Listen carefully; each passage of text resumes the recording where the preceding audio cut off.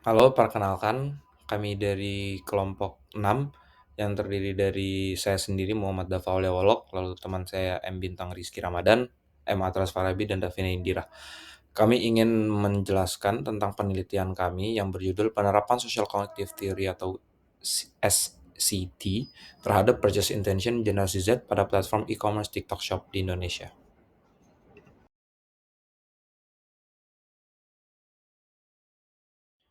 Pertama-tama saya akan membahas tentang bab satu yang berisi tentang latar belakang, rumusan masalah, tujuan penelitian, manfaat penelitian, ruang lingkup penelitian, dan terakhir sistematika penelitian. Untuk pada bab pertama ini kita akan masuk pada bagian pertama yaitu latar belakang dari penelitian ini. Nah, latar belakang dari penelitian itu basically didasari oleh pertumbuhan pesat media sosial di Indonesia terutama di kalangan Gen Z telah mendorong perdagangan sosial melalui platform seperti TikTok Shop. Gen Z ini yang dikenal sebagai penduduk asli digital memiliki karakteristik unik dalam perilaku belanja online mereka, dipengaruhi oleh faktor lain seperti teknologi, keamanan, dan kemudahan penggunaan. Nah, di TikTok Shop, faktor-faktor ini bersama dengan interaksi sosial dan konten yang menarik menjadi kunci dalam membentuk purchase intention atau niat beli generasi Z. Studi ini menggunakan teori kognitif sosial untuk memahami bagaimana elemen-elemen tersebut memotivasi keputusan belanja generasi Z di TikTok Shop Indonesia. Nah, jadi karena Gen Z ini merupakan generasi yang telah tumbuh dengan perkembangan teknologi digital yang sangat besar, maka menurut kami Gen Z merupakan subjek penelitian yang baik untuk memahami tentang purchase intention mereka. Apa yang mendorong purchase intention mereka di platform-platform seperti contohnya TikTok Shop. Nah, selain itu, gap dalam penelitian juga terletak pada kurangnya pemahaman tentang bagaimana elemen-elemen unik di TikTok Shop, seperti contohnya konten video singkat, promosi live streaming, dan interaksi real-time dengan penjual, akan membentuk pengalaman belanja yang berbeda dari platform e-commerce lainnya. Meskipun faktor keamanan dan kenyamanan dalam berbelanja online juga tetap relevan, perilaku konsumen generasi Z di TikTok dipengaruhi oleh beberapa aspek-aspek sosial dan emosional yang lebih kompleks dibanding generasi yang lainnya, seperti ekspektasi kesenangan dari pembelian produk, tingkat keterlibatan dengan konten kreatif, serta pengaruh kelompok sosial atau komunitas. Nah, melalui penelitian ini juga kami ingin meneliti tentang faktor-faktor apa saja yang mempengaruhi niat beli dari generasi Z, baik dari internal dirinya sendiri maupun eksternal dari lingkungan di sekitarnya. Oke, lalu saya akan membahas tentang rumusan masalah. Terdapat 6 rumusan masalah yang kami tetapkan untuk penelitian kali ini. Yang pertama itu adalah apakah keamanan, kepercayaan, dan kemudahan penggunaan TikTok Shop berperan dalam membentuk purchase intention dari Gen Z. Nah, pada perumusan masalah yang pertama ini kami ingin memahami pentingnya aspek-aspek fungsional dalam penggunaan TikTok Shop. Bagaimana ketiga faktor ini mempengaruhi keyakinan dan kenyamanan Gen Z untuk melakukan pembelian di TikTok Shop. Lalu yang kedua apakah persepsi individu tentang tekanan sosial atau pengaruh dari lingkungan sosial mempengaruhi niat Gen Z untuk melakukan pembelian di TikTok Shop.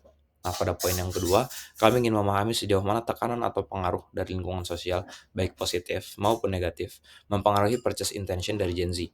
Lalu yang ketiga adalah apakah ekspektasi Gen Z terhadap kegunaan dan fungsi produk mempengaruhi niat mereka untuk membeli di TikTok Shop. Nah, pada rumusan masalah yang ketiga ini kami ingin mengeksplorasi sejauh mana harapan generasi Z mengenai manfaat praktis dan fungsi dari produk yang ditawarkan di TikTok Shop berkontribusi pada keputusan mereka untuk membeli. Lalu yang keempat adalah apa pengaruh interaksi sosial, konten, dan fitur TikTok Shop terhadap keputusan pembelian generasi Z. Jadi pada poin yang keempat, kami ingin mengeksplorasi bagaimana interaksi sosial di TikTok berdampak pada keputusan generasi Z dalam melakukan pembelian di TikTok Shop. Lalu yang kelima, itu apakah ekspektasi kesenangan dan hiburan dari pembelian produk di TikTok Shop mempengaruhi purchase intention dari Gen Z? Nah, pertanyaan ini berfokus pada aspek emosional yang melibatkan kesenangan atau kepuasan yang diharapkan oleh generasi Z ketika membeli produk di TikTok Shop. Dan yang terakhir dan yang keenam, itu adalah apakah tingkat keyakinan individu Gen Z terhadap kemampuan mereka dalam menggunakan produk mempengaruhi purchase intention di TikTok Shop. Nah, melihat bagaimana keyakinan Gen Z terhadap kemampuan untuk memahami dan menggunakan produk yang mereka beli, mempengaruhi niat untuk membeli produk tersebut di TikTok Shop. Nah, lalu berikutnya saya akan membahas tentang tujuan penelitian. Ada 4 tujuan penelitian utama yang telah kami tetapkan untuk penelitian ini. Yang pertama adalah mengidentifikasi faktor-faktor utama yang mempengaruhi purchase intention generasi Z saat berbelanja di TikTok Shop, termasuk aspek sosial, konten, dan fitur platform. Jadi kami ingin menilai berbagai macam aspek yang akan mempengaruhi niat beli dari generasi Z untuk di platform TikTok Shop. Lalu yang kedua adalah menganalisis pengaruh interaksi sosial dan konten yang disajikan di TikTok terhadap keputusan pembelian generasi Z, serta bagaimana elemen-elemen ini membentuk persepsi mereka tentang produk. Jadi karena platform TikTok Shop ini merupakan platform yang cukup unik yang menyajikan konten-konten video singkat dan lain-lain dan sebagainya, itu kami ingin menganalisis pengaruh konten-konten atau interaksi sosial dari pengguna yaitu generasi Z terhadap purchase intention atau niat beli mereka, kayak apakah konten seperti apa yang mereka inginkan, dan itu kami akan nilai berdasarkan, besarnya dari niat beli mereka. Lalu yang ketiga adalah memberikan rekomendasi praktis untuk pemilik bisnis dan pemasar dalam merancang strategi yang lebih efektif untuk menarik generasi Z di platform TikTok Shop berdasarkan temuan dari penelitian ini. Jadi hasil dari penelitian ini kami harap dapat memberikan gambaran kepada pemasar atau ke pebisnis yang berkecimpung di TikTok Shop, karena kami ingin at least, para pemasar dan para pebisnis itu mendapat gambaran tentang, faktor-faktor apa saja atau konten seperti apa yang diinginkan dan, yang bisa membentuk purchase intention yang besar kepada generasi Z. Lalu yang terakhir adalah menerapkan teori kognitif kognitif sosial untuk memahami dinamika perilaku belanja generasi Z di TikTok Shop dengan fokus pada bagaimana pengaruh sosial dan lingkungan memengaruhi keputusan pembelian mereka. Jadi selain faktor-faktor internal dari dalam diri atau faktor-faktor dari platform itu sendiri, kami ingin menilai dan meneliti tentang faktor-faktor sosial yang mempengaruhi niat beli mereka di TikTok Shop. Lalu saya akan membahas tentang manfaat penelitian. Jadi ada 3 manfaat utama yang kami harapkan dapat dihasilkan oleh penelitian ini. Yang pertama adalah penelitian ini dapat dimanfaatkan oleh perusahaan untuk mengevaluasi dan meningkatkan proses dan strategi streaming langsung mereka saat ini, guna meningkatkan niat membeli pelanggan. Jadi hasil dari penelitian ini kami mengharapkan bahwa perusahaan atau pebisnis di TikTok Shop itu dapat mengetahui tentang apa yang diinginkan oleh customer mereka, yaitu mungkin kalau dalam penelitian ini adalah generasi Z. Jadi kami berharap perusahaan itu dapat menggunakan penelitian ini untuk mengetahui konten-konten seperti apa yang bisa membentuk niat beli dari pelanggan generasi Z. Lalu yang kedua, penelitian ini dapat membantu brand untuk memahami aspek keterlibatan pelanggan yang mempengaruhi niat pembelian pelanggan. Jadi penelitian ini juga diharapkan kayak dapat memberitahu kepada perusahaan kayak sejauh mana konsumen atau calon konsumen harus terlibat sehingga, mereka bisa membangun niat beli yang besar di platform tersebut. Lalu yang terakhir adalah penelitian ini dapat membantu merek atau perusahaan mendapatkan pengetahuan komprehensif tentang faktor-faktor apa saja dalam streaming langsung TikTok yang berkontribusi terhadap niat membeli pelanggan. Jadi perusahaan itu dapat menilai berdasarkan hasil dari penelitian ini tentang faktor-faktor apa saja, dalam konten-konten yang bisa mereka tawarkan yang berhubungan langsung terhadap, nilai niat beli pelanggan mereka, gitu. Lalu untuk ruang lingkup penelitian, yang pertama itu unit analysis. Jadi penelitian ini akan fokus pada generasi Z yang merupakan pengguna TikTok Shop di Indonesia. Unit analisis akan mencakup individu berusia antara 18 hingga 24 tahun yang secara aktif berbelanja melalui TikTok Shop. Responden akan diambil dari berbagai latar belakang pendidikan, ekonomi, dan sosial untuk memastikan variasi yang representatif. Lalu untuk scope geografis, penelitian ini akan dilaksanakan di Indonesia pastinya, dengan fokus khusus pada kota-kota besar yang memiliki penetrasi pengguna TikTok yang tinggi, seperti Jakarta, Bandung, Surabaya, dan Yogyakarta. Hal ini bertujuan untuk memahami perbedaan perilaku belanja generasi Z di berbagai daerah urban di Indonesia. Lalu saya akan membahas tentang sistematika penelitian dari penelitian ini. Penelitian ini terdiri dari 5 bab. Bab pertama yaitu pendahuluan, mulai dari latar belakang, rumusan masalah, tujuan penelitian, manfaat penelitian, ruang lingkup penelitian, dan sistematika penelitian. Sedangkan bab 2 ini adalah tinjauan pustaka, yaitu istilah-istilah yang akan digunakan dan penjelasannya di penelitian ini. Lalu seperti social commerce, social cognitive theory, behavior, technical environment, social environment, dan person. Lalu bab 3 itu adalah metodologi penelitian. Jadi bab 3 ini akan terdiri dari model penelitian, hipotesis penelitian, desain dan metode penelitian, operasionalisasi variabel, sistematika dari kuesioner yang digunakan, dan metode analisis data. Lalu bab 4 itu adalah analisis dan pembahasan. Jadi bab 4 ini terdiri dari analisis kuesioner, mulai dari wording test dan pretest, lalu ada uji validitas dan reliabilitas pretest, lalu ada uji validitas dan reliabilitas main test, dan analisis distribusi frekuensi pada profil responden, lalu ada analisis deskriptif, analisis model struktural, dan hasil pengujian dari hipotesis yang telah ditetapkan. Lalu bab 5 itu adalah kesimpulan dan saran, yang terdiri dari kesimpulan dan saran. Selanjutnya, saya akan melanjuti pembahasan berikutnya yaitu bab 2, tinjauan pustaka. Selanjutnya, saya akan membahas mengenai beberapa faktor dalam tinjauan pustaka yang kami bahas. Yang pertama adalah social commerce, yaitu model bisnis e-commerce yang memadukan interaksi sosial dalam proses jual beli dan juga interaksi social commerce mengacu pada kesediaan konsumen untuk melakukan pembelian melalui platform social media dan juga dipengaruhi oleh faktor seperti kekerabatan dan juga pengalaman pengguna. Selanjutnya adalah Social Cognitive Theory atau SCT, yaitu model yang telah teruji secara empiris untuk memahami perilaku individu di berbagai bidang penelitian. Selanjutnya adalah behavior, yaitu perilaku yang didefinisikan sebagai aktivitas atau respons yang dapat diamati yang ditunjukkan oleh seseorang individu dalam menanggapi suatu stimulus. Selanjutnya adalah technical environment, yaitu lingkungan teknis merupakan aspek yang diperoleh dari lingkungan suatu sistem yang digunakan oleh pengguna. Selanjutnya adalah social environment atau lingkungan sosial yang merupakan faktor yang mempengaruhi perilaku individu dari luar masa kritis dan juga mengacu pada individu bahwa ia adalah seseorang yang ingin menggunakan social media.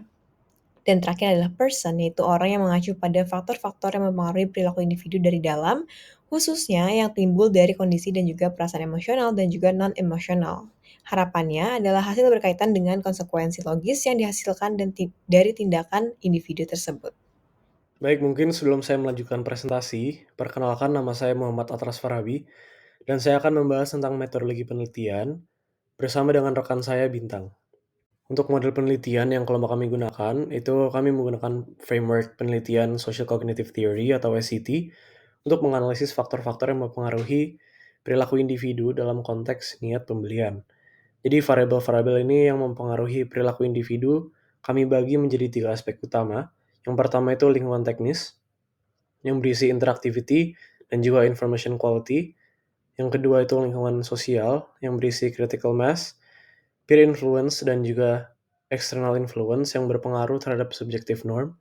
Dan yang terakhir ini pribadi atau person yang berisi hedonic outcome expectation, utilitarian outcome expectation, dan juga self-efficacy. Untuk metode pengumpulan data primer, kelompok kami menggunakan metode kuesioner pada Google Form yang kami sebarluaskan kepada responden yang merupakan generasi Z yang pernah berbelanja menggunakan TikTok Shop di daerah Jabodetabek.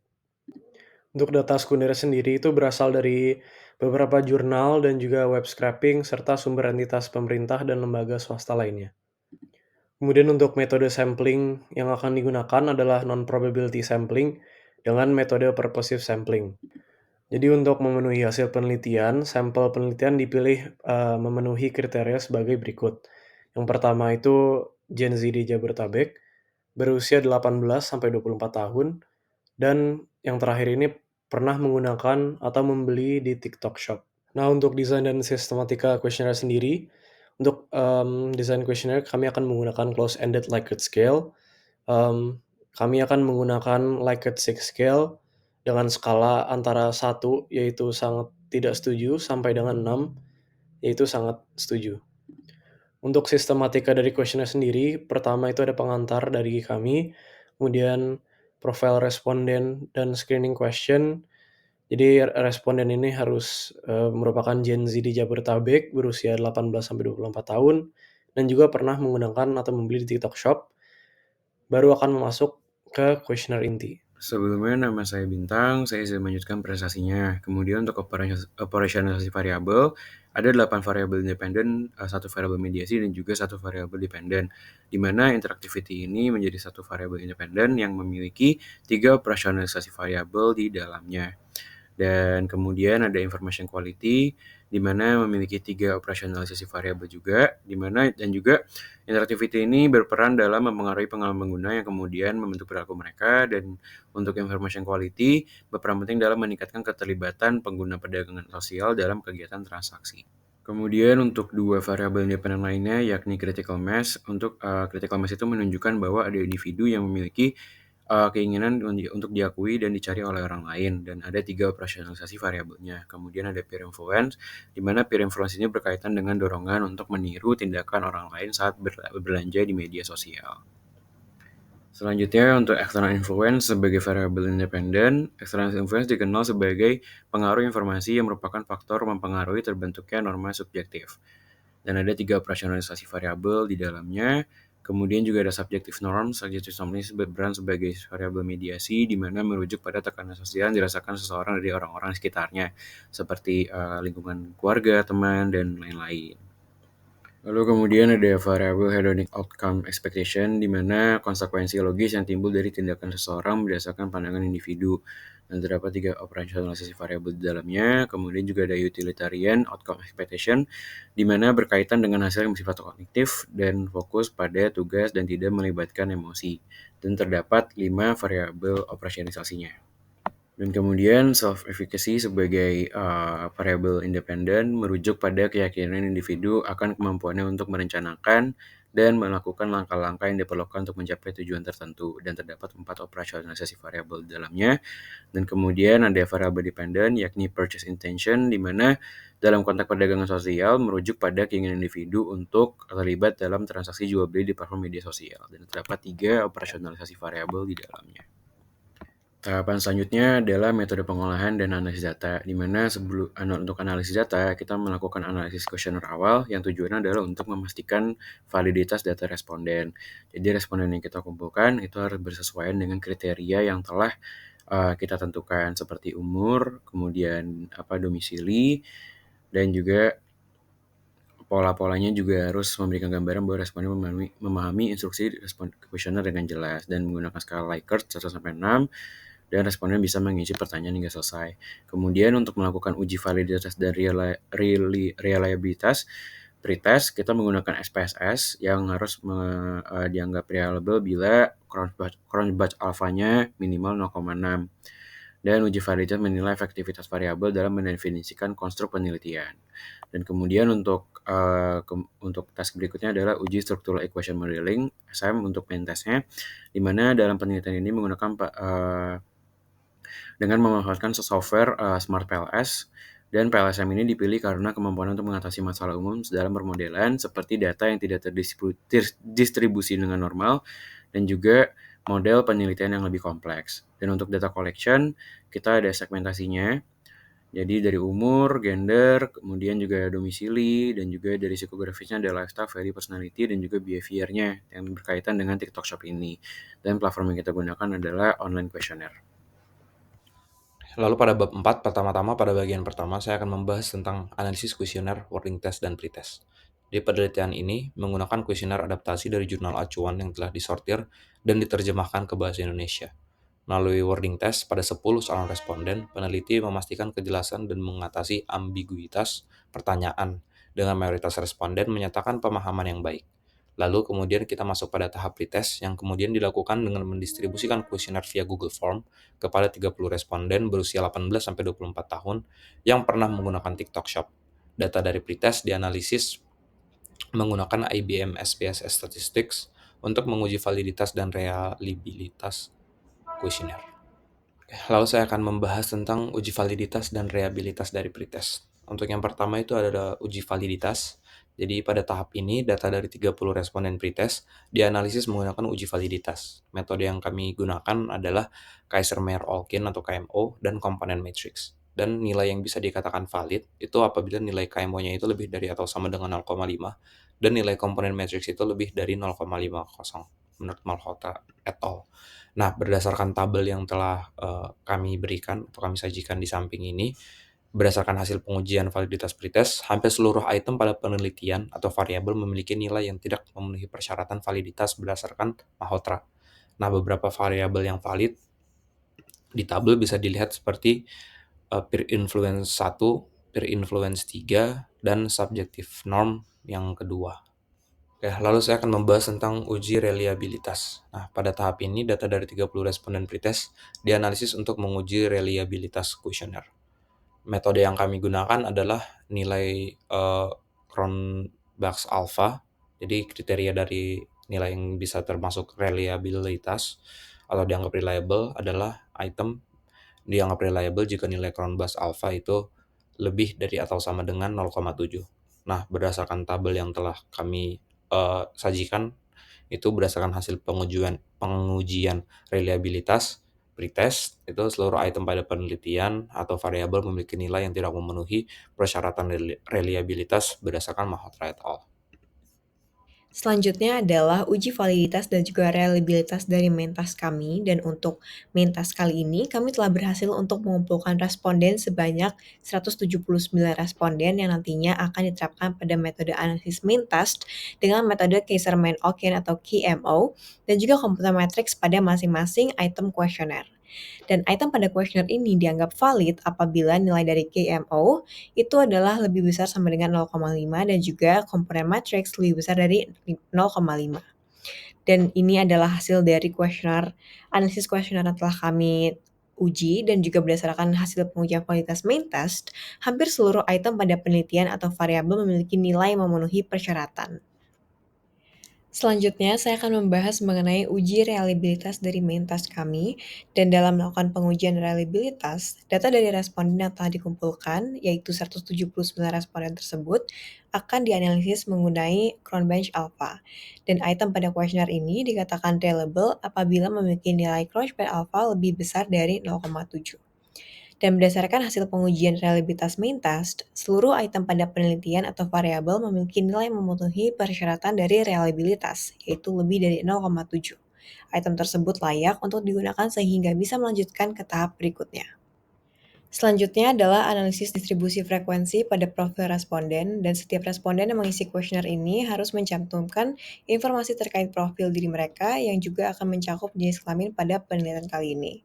Dan tabel di bawah ini memperlihatkan data demografis responden pada aspek jenis kelamin lelaki dan juga perempuan, yang dimana terdapat 104 responden atau 58,1% berjenis kelamin perempuan, dan juga 75 responden atau 41,9% berjenis kelamin laki-laki.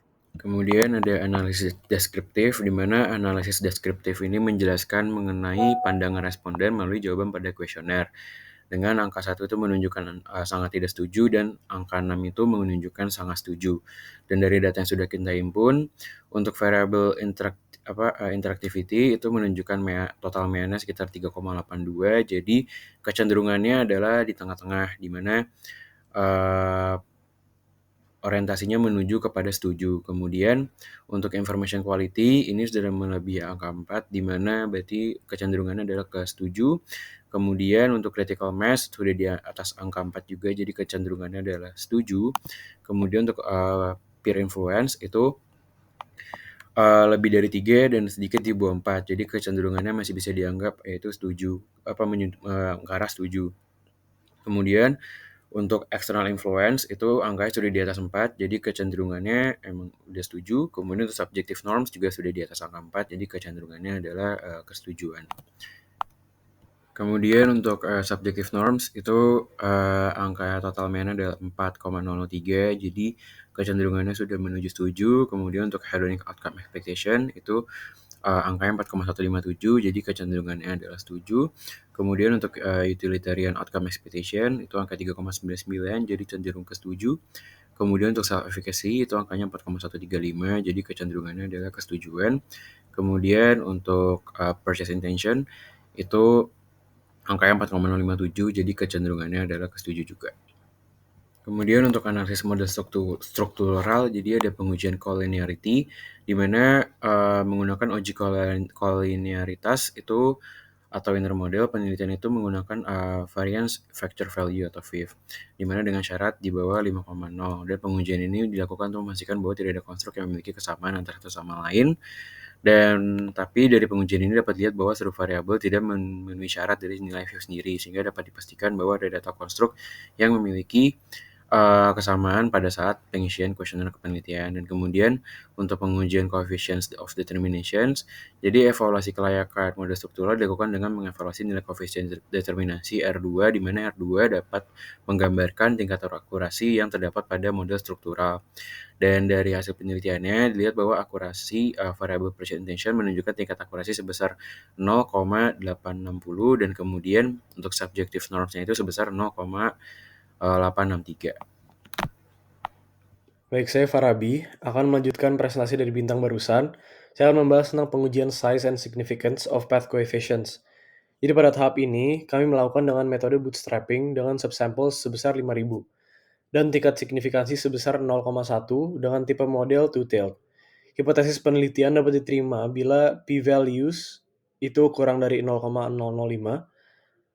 Berikut merupakan hasil pengujian kami. Untuk menyimpulkan tabel di bawah ini, variabel yang memiliki hubungan yang sangat signifikan atau p-value kurang dari 0,005 ada critical mass terhadap subjective norm dan juga peer influence terhadap subjective norm. Kemudian variabel yang memiliki hubungan yang signifikan pada p-value 0,05 tetapi tidak memenuhi kriteria penelitian kami, yaitu external influence terhadap subjective norm, hedonic outcome terhadap purchase intention, information quality terhadap purchase intention, self-efficacy terhadap purchase intention, dan juga utilitarian outcome expectancy terhadap purchase intention. Dan yang terakhir itu variabel yang memiliki hubungan yang tidak signifikan atau tidak memenuhi kriteria penelitian kami. Yang pertama ada interactivity terhadap purchase intention, dan terakhir adalah subjective norm terhadap purchase intention. Untuk hasil pengujian hipotesis kami, untuk hipotesis 1, dengan pernyataan hipotesis interaktivitas mempengaruhi niat pembelian, hasil penelitiannya itu ditolak. Untuk hipotesis 2 itu kualitas informasi berpengaruh terhadap niat beli, hasilnya diterima. Untuk hipotesis 3, masa kritis mempengaruhi norma subjektif, hipotesis diterima. Untuk hipotesis 4, pengaruh teman sebaya berpengaruh terhadap norma subjektif, hasil penelitiannya diterima. Untuk hipotesis 5, pengaruh eksternal mempengaruhi norma subjektif, hasilnya diterima. Untuk hipotesis ke-6, norma subjektif berpengaruh terhadap niat beli, hasilnya ditolak. Untuk hipotesis 7, ekspektasi hasil hedonis berpengaruh terhadap niat beli, hasilnya diterima. Dan yang terakhir, hipotesis 8, ekspektasi hasil kegunaan mempengaruhi niat beli, hasilnya diterima. Baik, berdasarkan hasil uji terhadap 8 hipotesis yang telah dibuat sebelumnya pada penelitian ini, maka kesimpulan yang kami dapatkan, yang pertama, tidak adanya pengaruh terhadap interaktivitas dengan niat pembelian pada platform TikTok Shop. Kemudian terdapat pengaruh antara kualitas informasi pada niat beli ketika menggunakan platform TikTok Shop. Yang ketiga, terdapat pengaruh antara masa kritis pada norma subjektif ketika menggunakan platform TikTok Shop. Yang keempat, terdapat pengaruh antara pengaruh teman sebaya pada norma subjektif ketika menggunakan platform TikTok Shop. Yang kelima, terdapat pengaruh antara pengaruh eksternal pada norma subjektif ketika menggunakan platform TikTok Shop. Yang keenam, tidak terdapat pengaruh antara norma subjektif terhadap niat beli ketika menggunakan platform TikTok Shop. Yang ketujuh, terdapat pengaruh antara ekspektasi hasil hedonis pada niat beli ketika menggunakan platform TikTok Shop. Dan yang terakhir, terdapat pengaruh antara ekspektasi hasil kegunaan pada niat beli ketika menggunakan platform TikTok Shop. Berikut merupakan beberapa saran dari kelompok kami. Saran kami untuk praktisi e-commerce, yang pertama itu meningkatkan kualitas informasi, jadi fokus pada deskripsi produk yang jelas, ulasan terpercaya, dan juga video informatif untuk meningkatkan kepercayaan konsumen.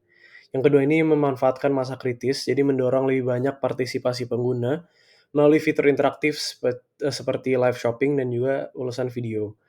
Yang ketiga itu menguatkan peran teman sebaya dan pengaruh eksternal. Jadi praktisi ini bisa meningkatkan berbagai pengalaman di sosial media dengan insentif untuk mengundang teman. Yang kelima ini meningkatkan ekspektasi hasil hedonis dan juga kegunaan. Jadi, menciptakan pengalaman berbelanja yang menyenangkan dan juga mudah digunakan. Dan yang terakhir itu mengevaluasi interaktivitas. Jadi, praktisi ini perlu meninjau kembali strategi interaktivitas untuk menyesuaikan dengan preferensi Gen Z. Kemudian untuk saran, untuk penelitian selanjutnya, jadi peneliti selanjutnya disarankan untuk menambahkan variabel seperti harga dan gamifikasi, melibatkan sampel yang lebih beragam dari berbagai daerah, serta menggunakan pendekatan kualitatif untuk mendalami motivasi generasi Z. Selain itu, pengembangan model teoritis baru dengan mengintegrasikan SCT dengan teori lain seperti TPB atau UTAUT dapat memberikan pemahaman yang lebih komprehensif.